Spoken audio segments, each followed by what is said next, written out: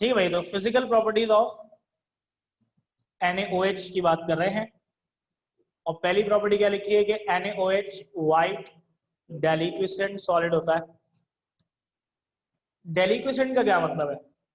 तो देखो बेटा, 3 लेवल होता है। पहला लेवल होता है हाइड्रोफिलिक, दूसरा होता है हाइग्रोस्कोपिक, हाइड्रो नहीं हाइग्रो, HYGRO, और तीसरा होता है डेलिक्विसेंट। हाइड्रोफिलिक जैसे कि नाम का मतलब है वाटर लविंग, ऐसे सब्सटेंसेस जो पानी को बहुत पसंद करता है, तो वो लिक्विड वाटर को भी एब्जॉर्ब कर सकते हैं और मॉइस्चर को भी। जैसे बेटा स्टार्च सेल्यूलोज होता है ना, बारिश के सीजन में दरवाजे थोड़े फूल जाते हैं। क्यों होता है? क्योंकि दरवाजा लकड़ी से बना है, लकड़ी में सेल्यूलोज है। सेल्यूलोज जो है वो हाइड्रोफिलिक होता है। अब बारिश के सीजन में क्योंकि मॉइस्चर बहुत होता है ना, तो वो उसको एब्जॉर्ब करके फूल जाता है। ये हाइड्रोफिलिक है।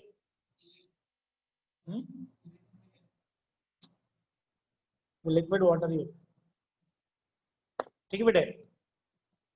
या आलू है, आलू में स्टार्च होता है, स्टार्च भी हाइड्रोफिलिक है। तो अगर आप आलू के क्यूब्स काट के पानी में डालो तो फूल जाएगी। हाँ, फूलता है, लेकिन वो दरवाजा इसलिए पता चलता है कि खुलने बंद करने में, दिखने में फूला हुआ लगता है दरवाजा।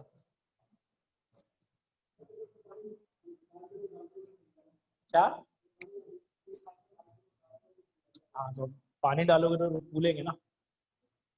अच्छा, अब बिल्कुल ऐसे ही दरवाजा लिक्विड नहीं हो रहा।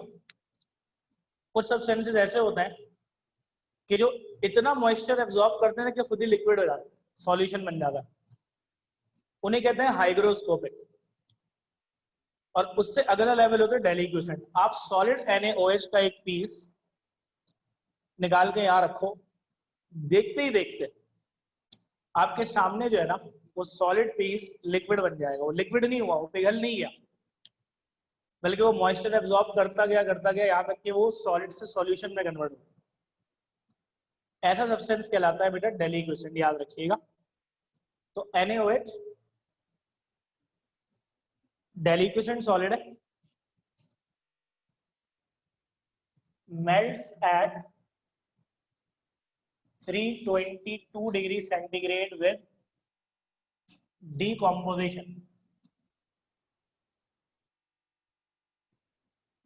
बेटा अगर आप NaOH को पिघलाना चाहते हो तो आपको उसे इतना हीट करना पड़ेगा कि उसका टेम्परेचर कहां तक पहुंच जाए, 322 डिग्री सेंटीग्रेड तक,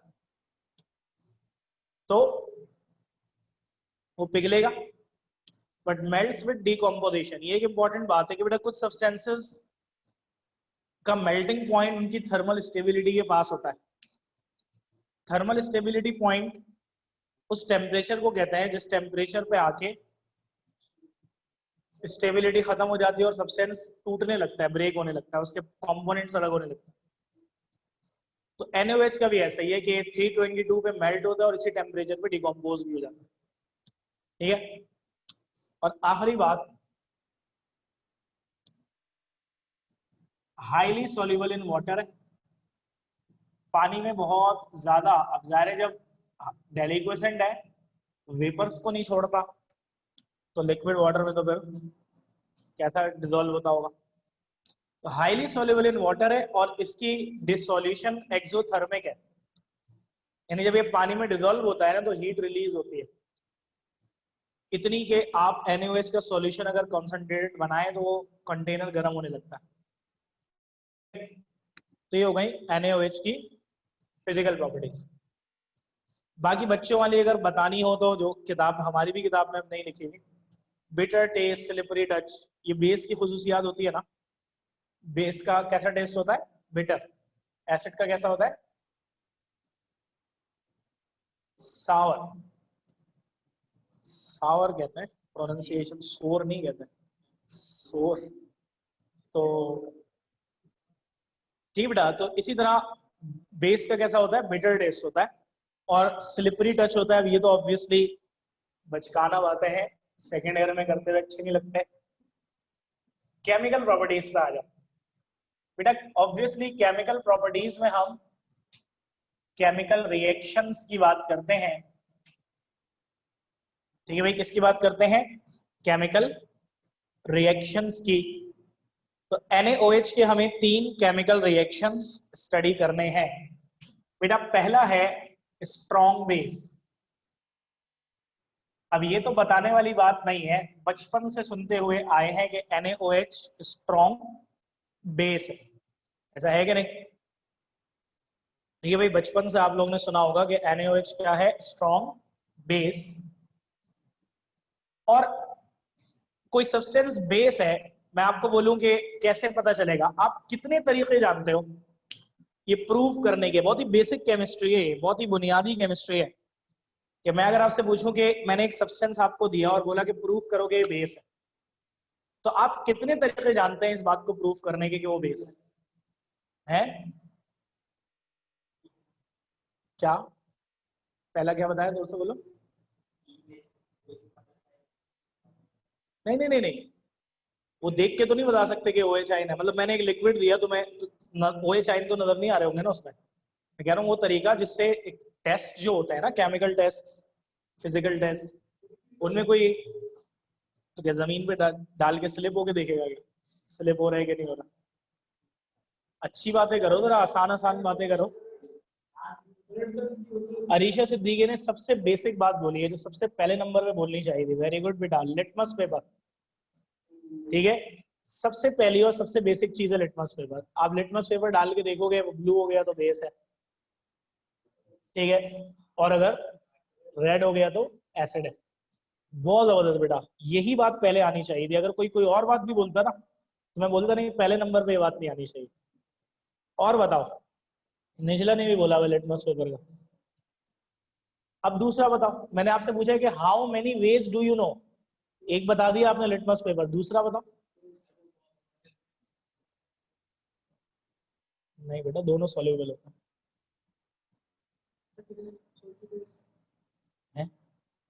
अगर चक्के देखेगा तो जबान पे ला के देखेगा कि वो क्या है, फिर जबान का जो भी हाल है। पीएच स्केल उसामा बेटा, आसान बातें करो ना। कहाँ किसी लैब में देखा है स्कूल या कॉलेज की पीएच स्केल, पीएच? वो बातें करो जो आपने की हुई है। फिनोल्फथालीन इंडिकेटर यूज नहीं किया हुआ क्या? मिथाइल ऑरेंज इंडिकेटर यूज नहीं किया हुआ क्या? मैं ये तो कह रहा हूँ आम लफ्जों में। हसन बेटा, कलरलेस तो ज्यादातर होते हैं, एसिड भी बेस भी। ये कैसे पता चलेगा एसिड है बेस है? मैं से यार बेटा, HNOH किसी को नजर आते हैं क्या मेरे बच्चे? मैं कह रहा हूँ वो आसान बातें करो जो आपने की हुई है। किसी को H पॉजिटिव और OH नेगेटिव आयन क्या नजर आ रहे होते हैं? फिनोल्फथालीन डाल के देख लोगे, बेस में उसका क्या कलर होता है? पिंक। एसिड में कोई कलर नहीं होता। तो मैंने आपको एक सब्सटेंस दिया और बोला जरा चेक करो एसिड है बेस, आपने फिनोल्फथालीन डाला, पिंक कलर आया, आपने बोला बेस है सर। आसान आसान आसान बातें करो ना जो हो सकती है। मिथाइल ऑरेंज फर्स्ट ईयर में यूज किया होगा, बेस में येलो कलर होता है, एसिड में रेड होता है। ठीक है, अच्छा ये सारी बातें फिजिकल थी। अब मैं आपसे कह रहा हूँ कोई केमिकल टेस्ट बताओ। ये सारे आपने फिजिकल टेस्ट किए। कलर चेंज देख रहे हो, colour is a physical property, remember. अब मैं आपको बोलूंगा केमिकल टेस्ट करके बताओ। तो बेटा केमिकल टेस्ट ये होता है कि अगर आपको प्रूफ करना है कि कोई सब्सटेंस बेस है, तो आप उसका एसिड से रिएक्शन कराओ। अगर सॉल्ट वाटर बन गया तो इसका मतलब वो क्या है? बेस है। तो मैंने जब NaOH का रिएक्शन एक एसिड से कराया, HCl से, तो सॉल्ट वाटर बना, मतलब न्यूट्रलाइजेशन हुई, तो इसका मतलब NaOH क्या है? एक बेस है।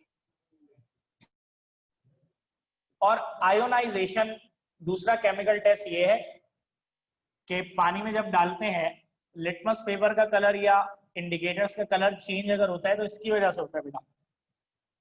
तो यानी अब उस फिजिकल चेंज की केमिकल एस्पेक्ट में आपको बता रहा हूं कि आपने लिटमस पेपर डाला तो दायरा आप सॉल्यूशन में डाल रहे हो ना, OH आइंस की वजह से लिटमस का कलर ब्लू हो रहा है, फिनोल्फथालीन पिंक हो रहा है, और मिथाइल ऑरेंज येलो हो रहा है। तो ये पहली केमिकल प्रॉपर्टी है NaOH की, स्ट्रॉन्ग बेस। दूसरी है रिएक्शन विद अमोनियम सॉल्ट्स, ठीक है बेटा, रिएक्शन विद अमोनियम सॉल्ट्स। हाँ भाई, अमोनियम सॉल्ट्स का मतलब है कोई ऐसा सॉल्ट जिसका पॉजिटिव आइन NH4 हो। बेटा आपको पता है ना, NH4 इज अमोनियम आइन, ठीक है। तो अमोनियम क्लोराइड अमोनियम सॉल्ट है क्योंकि इसका पॉजिटिव आइन क्या है, अमोनियम, NH4। अगर मैं इसका रिएक्शन NaOH से कराऊं तो सबसे पहले ना सिंपल डबल डिस्प्लेसमेंट होगी, आयन एक्सचेंज। बेटा डबल डिस्प्लेसमेंट समझते हो, एक का पॉजिटिव दूसरे के नेगेटिव के साथ मिल जाता है, तो क्या बनेगा, अमोनियम हाइड्रोक्साइड और सोडियम क्लोराइड, ठीक है। अमोनियम क्लोराइड का रिएक्शन जब हमने कराया NaOH के साथ, सिंपल आयन रिप्लेसमेंट हो गई, इसका पॉजिटिव इसके नेगेटिव के साथ, इसका पॉजिटिव इसके नेगेटिव के साथ, क्या बन गया, अमोनियम हाइड्रोक्साइड और NaCl। बेटा ये अमोनियम हाइड्रोक्साइड अनस्टेबल कंपाउंड होता है, और बेटा ये फॉरन ब्रेक होता है। इसके ब्रेक होने से अमोनिया गैस बनती है, और अमोनिया गैस की गंदी स्मेल आपको फील होने लगती है। ये रिएक्शन आप लोग अपने प्रैक्टिकल में करोगे बेटा सेकंड ईयर के, जैसा फर्स्ट ईयर के मेन प्रैक्टिकल्स टाइट्रेशन थे, ऐसे था ना, 15 में से 8 मार्क्स। अब कोचिंग में तो ज़्यादा करवाए नहीं जा सके, कॉलेज में अगर कोई गया होगा उसने किए होंगे तो उसको ये बातें पता होंगी, जो इंतजार में होगा आखिर में करने के तो उनको नसीब ही नहीं हुआ होगा करना। बहरहाल बेटा आप हर चीज से कुछ ना कुछ सीखते हो। तो अभी जितनी बातें मैंने की ऑब्वियसली जिसने फर्स्ट ईयर में कॉलेज में प्रैक्टिकल्स लिए थे उन्हीं के समझ में आए होंगे, जिन्होंने नहीं लिए थे वो तो उनको तो नहीं आई होगी ऑब्वियसली। तो बेटे जो फर्स्ट ईयर के जैसे मेजर प्रैक्टिकल्स होते थे टाइट्रेशन, 15 में से 8 मार्क्स की टाइट्रेशन थी, और 3 मार्क्स का दूसरा प्रैक्टिकल होता था जो या तो मेल्टिंग पॉइंट था या बॉइलिंग पॉइंट या एलिमेंट डिटेक्शन, इन तीन में से कोई एक होता था। ऐसे बेटा सेकंड ईयर के मेजर प्रैक्टिकल्स है सॉल्ट एनालिसिस, 9 मार्क्स का,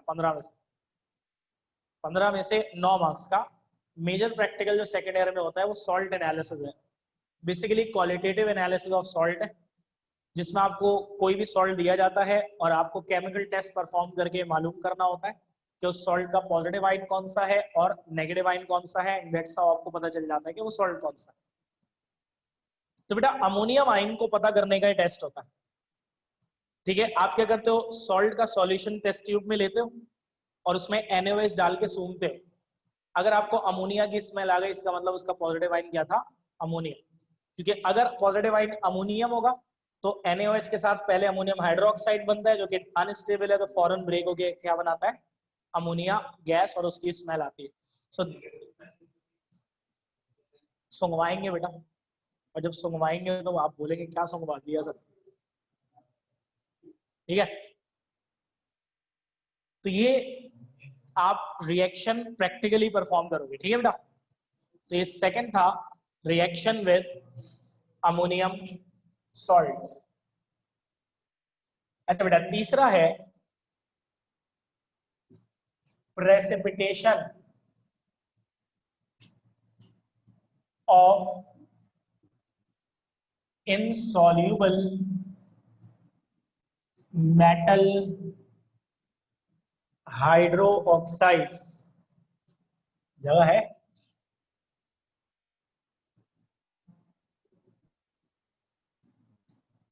प्रेसिपिटेशन ऑफ इनसॉल्यूबल, बच्चों को आती है ना स्पेलिंग, ऑक्साइड लिख देंगे। Precipitation of insoluble metal hydro oxide, पहले तो इसका मतलब समझे, बड़ी लंबी हेडिंग है, पहले तो समझे कि कहना क्या चाह रहे हैं। बेटा प्रेसिपिटेशन का मतलब समझते हैं, बारिश को कहते हैं, बारिश को भी कहते हैं बाय द वे। प्रेसिपिटेशन हर उस अमल को कहते हैं जिसमें कोई सब्सटेंस जो है वो कंटेन नहीं रह पाता, आजाद हो जाता। अब समझिएगा, जैसे बेटा जब बादल जो है ना वो उस अमाउंट ऑफ वाटर को कंटेन नहीं रख पाते तो फिर तो बादल बरस जाता है और पानी हो जाती है, तो बारिश हो जाती है, और बारिश होती है तो फिर पानी भी आता है, ठीक है ना। तो वो इसीलिए उसको भी प्रेसिपिटेशन कहा जाता है। बिल्कुल ऐसा ही, आपने पानी लिया, उसमें आप सॉल्ट डिजोल्व किए जा रहे हो, किए जा रहे हो, किए जा रहे हो, ज़ाहिर एक सर्टेन अमाउंट को ही कंटेन कर सकता है ना सॉल्यूशन, उससे ज्यादा अमाउंट जो होगा वो बाहर आ जाएगा पानी से, मतलब सॉल्यूशन से बाहर आएगा, सॉलिड पार्टिकल्स बन जाएंगे, दिस इज कॉल्ड प्रेसिपिटेशन, ठीक है। अच्छा जी, अब कुछ मेटल्स की हाइड्रो ऑक्साइड्स इनसॉल्युबल होती है, ठीक है भाई, कुछ मेटल्स की हाइड्रो ऑक्साइड्स इनसॉल्युबल होती हैं।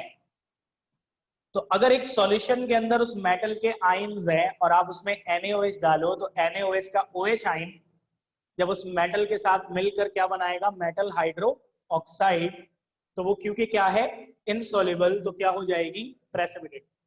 This is called precipitation of insoluble metal hydro oxide. जैसे बेटा ये भी सॉल्ट एनालिसिस में यूज होता है, जैसे बेटा एक सॉल्यूशन में अगर मैग्नीशियम का कोई सॉल्ट डिसॉल्व है, तो ऑब्वियसली बेटा डिसॉल्व होगा तो आयंस अलग अलग होंगे, ऐसा ही होगा ना। अगर मैग्नीशियम का कोई सॉल्ट है और आपने उसका सॉल्यूशन बनाया, तो ऑब्वियसली बेटा मैग्नीशियम आयंस क्या हो जाएंगे, होंगे अलग। आपने उस सॉल्यूशन में डाले OH आयंस, मतलब NaOH डाला, NaOH क्या करेगा, आयोनाइज होकर क्या बनाएगा, OH आयंस।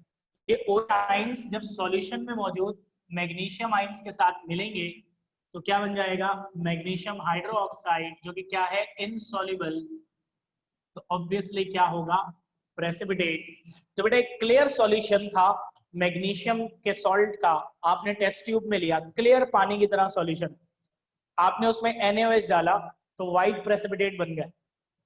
इसने किस बात को शो किया कि इसके अंदर कोई ऐसा आयन है जिसका हाइड्रो ऑक्साइड क्या होता है, इनसॉल्युबल। तो इस तरह बेटा NaOH ने क्या किया, मैग्नीशियम को मैग्नीशियम हाइड्रो ऑक्साइड बनाकर क्या करा दिया, प्रेसिपिटेट। इसी को कहते हैं precipitation of insoluble metal hydro oxide. बिल्कुल ऐसे बेटा अगर जिंक का कोई सॉल्ट है, तो उसके सॉल्यूशन में क्या होंगे, जिंक आयंस।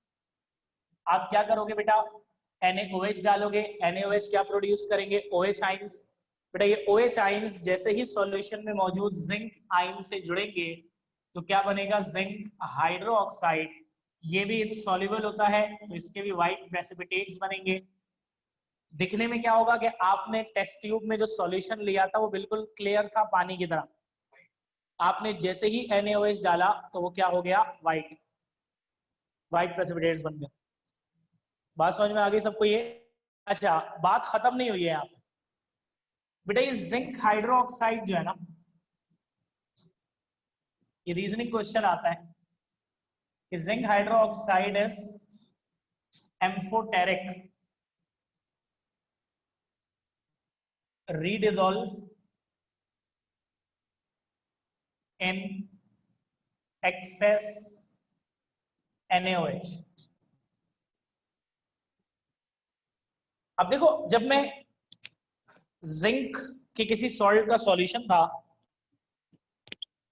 मैंने उसमें NaOH डाला, OH आयंस आए, जिंक के साथ मिले, जिंक हाइड्रो ऑक्साइड बना, इनसॉल्युबल था, व्हाइट प्रेसिपिटेट आ गया। मैंने मजीद NaOH डाला, सॉल्यूशन क्लियर हो गया। क्या लिखा हुआ है, रीडिसॉल्व इन एक्सेस NaOH। यानी जब मैंने मजीद NaOH डाला तो जो व्हाइट प्रेसिपिटेट्स बने थे ना, वो गायब हो गए। गायब हो गए मतलब क्या हो गए, रीडिसॉल्व। यानी थोड़ा NaOH डालने से आए, ज्यादा NaOH डालने से गए बेटा। इसीलिए इसको क्या कह रहे हैं, एम्फोटेरिक, कि भाई जिस रिएजेंट से बने उसी रिएजेंट में डिसॉल्व हो गए। NaOH से ही बने, NaOH में ही क्या हो गए, डिसॉल्व हुए। कैसे, सवाल ये बेटा, जब मजीद NaOH डाला तो मजीद OH आयंस आए, और मजीद OH आयंस इस जिंक हाइड्रो ऑक्साइड के साथ मिले और एक कॉम्प्लेक्स बनाया जिसका नाम है टेट्रा हाइड्रोक्सो जिंकेट 2 आयंस। आपको पता है बेटा चैप्टर नंबर 5 में आपको ये वाले नाम खुद बनाने पड़ेंगे। जैसे इसका नाम है ना टेट्रा हाइड्रोक्सो जिंकेट 2 आयंस, बेटा 2 के बाद आयंस लिखा हुआ है। चैप्टर नंबर 5 का नोमेनक्लेचर है जिसमें आप ये वाले नाम खुद बनाओगे। आसान होता है, बहुत मुश्किल होता है। हाँ सिखाऊंगा, ज़ाहिर है मैं सिखाऊंगा, आप बनाएंगे। 1-1.5 घंटे की एक एक्स्ट्रा क्लास रखता हूँ मैं इसकी, पूरा हो जाता है उसमें। Tetra hydro oxo zincate 2 ions, बेटा ये कॉम्प्लेक्स आयन है, और याद रखिएगा कि सारे के सारे कॉम्प्लेक्सेस जो है ना वो सॉल्यूबल होते हैं। तो बेटा जिंक के सॉल्ट के सॉल्यूशन में जिंक आयंस थे। अब जरा देखो, जरा बोर्ड पे देखो 1 मिनट के लिए, इमेजिन करो प्रैक्टिकल परफॉर्म, क्योंकि ये भी प्रैक्टिकल ही है। प्रैक्टिकल परफॉर्म करते हुए क्या होगा कि आपको एक जिंक के सॉल्ट का सॉल्यूशन दिया गया, पानी की तरह क्लियर है। आपने थोड़ा सा सॉल्यूशन लिया, टेस्ट ट्यूब में आपने NaOH डाला, OH आयंस आए, जिंक से मिले, क्या बनाया, जिंक हाइड्रोक्साइड, इनसॉल्युबल होता है, व्हाइट प्रेसिपिटेट्स बन गया। फिर आपने क्या किया, मजीद NaOH डाला, उसी में मजीद NaOH डाला, मजीद OH आयंस आए, वो जिंक हाइड्रोक्साइड से मिले, ये बन गया टेट्रा हाइड्रोक्सो जिंकेट 2 आयंस, जो कि क्या है, कॉम्प्लेक्स आयंस। और सारे कॉम्प्लेक्सेस क्या होते हैं, सॉल्युबल। तो जब ये जिसके व्हाइट प्रेसिपिटेट थे, जब ये इसमें कन्वर्ट हो गया तो ऑब्वियसली प्रेसिपिटेट्स क्या हो गए, व्हाइट। समझ में आया? तो ये रीजनिंग क्वेश्चन आता है कि why zinc hydroxide is soluble in excess NaOH। ये रीजनिंग क्वेश्चन अक्सर आता है कि why zinc hydroxide is soluble in excess NaOH। इजाफी NaOH में जिंक हाइड्रोक्साइड सॉल्युबल क्यों हो जाता है, डिसॉल्व क्यों हो जाता है? Due to the formation. जवाब क्या होगा इसका, due to the formation of tetra hydroxo zincate 2 ions which are soluble complexes. बेटा सबको समझ में आ गया? ये जल्दी से बताना। वाई, बेटा पहला पॉइंट यूजेस में क्या लिखना है, it is used in making reagents, REAGENTS, reagents like hypochlorite, sodium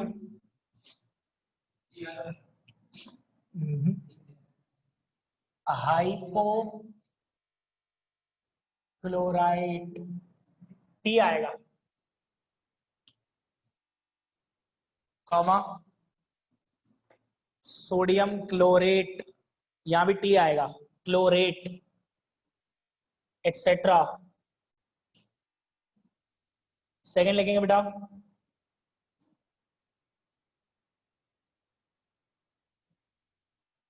it is also used as laboratory reagent, it is also used as laboratory reagents। बेटा laboratory reagent का क्या मतलब होता है, लैब के प्रोसेसेस में इस्तेमाल होने वाला। तो आप जब सॉल्ट एनालिसिस करोगे ना, आप इतना यूज करोगे NaOH, आपको पता चलेगा कि इसकी यूटिलिटी कितनी है। यूटिलिटी कितनी है, अच्छा भाई इसी तरह तीसरा पॉइंट लिखो। हाँ बेटा तीसरा पॉइंट लिखो, it is used in making cleaning agents, सफाई वाले ब्लीच वगैरह होते हैं वो बनाने में। अच्छा भाई यहाँ पर ही बस यूजेस इतने ही है। अच्छा इंपॉर्टेंट बात अगेन ये है कि यहाँ पे NaOH का टॉपिक खत्म है। इसके बाद 4 हेडिंग्स हैं, छोटे छोटे हैं चारों। एक हेडिंग है एक्सट्रैक्शन ऑफ एल्कलाइन। देखो आप चैप्टर का पैटर्न समझो, हमने पहले बात की ग्रुप ट्रेंड्स, उसमें हमने दोनों 1A 2A यानी पूरे एस ब्लॉक एलिमेंट्स को एक साथ डिस्कस किया। फिर हमने chemical properties of S block पढ़ी, वो भी हमने एक साथ डिस्कस किया। उसके बाद हमने अलग अलग कर दिया। पहले आया एक्सट्रैक्शन ऑफ सोडियम जो कि एल्कली मेटल है, और फिर कंपाउंड्स ऑफ सोडियम। अब आएगा extraction of alkaline earth metals, कोई डिटेल नहीं। और फिर आएगा compounds of alkaline earth metals, यानी ग्रुप 2A के मेटल्स की एक्सट्रैक्शन, और उनके 3 कंपाउंड्स हैं, मैग्नीशियम सल्फेट, कैल्शियम सल्फेट और ब्लीचिंग पाउडर। ये हमें स्टडी करना है। सब छोटे छोटे टॉपिक्स हैं, इंशाल्लाह 2 लेक्चर्स में इजीली हो जाएंगे अगले। और ये खत्म। वर्दा ने पूछा है कोचिंग खुलेगा कब से? बेटा 15 सितंबर बरोज अल्लाह हाफिज।